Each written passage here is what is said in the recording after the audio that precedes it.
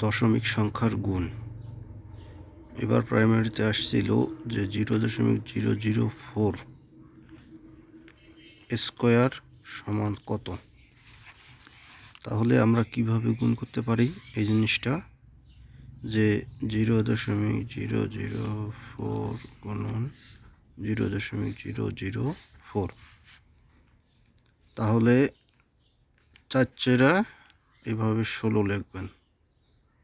লেখার পরে এখানে কয় ঘর?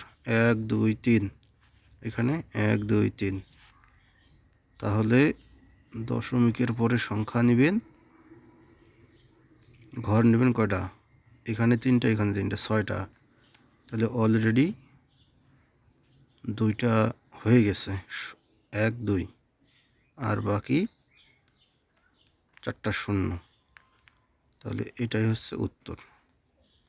তাহলে দশমিকের গুণ করতে গেলে প্রথমে সংখ্যাগুলোর গুণফল কত হয় সেটা লিখতে হবে, আর দশমিকের পরে যত ঘর থাকে সেটা নিলেই আমরা উত্তরটা পেয়ে যাব।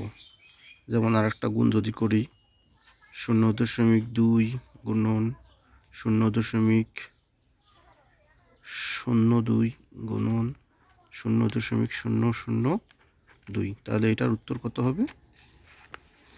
এটার উত্তর হবে 2 2 4 4 দুগুণা 8 লিখলাম। তাহলে এখানে 1 ঘর, এখানে 2 ঘর, 3 ঘর, এখানে 3 ঘর, মোট 6 ঘর।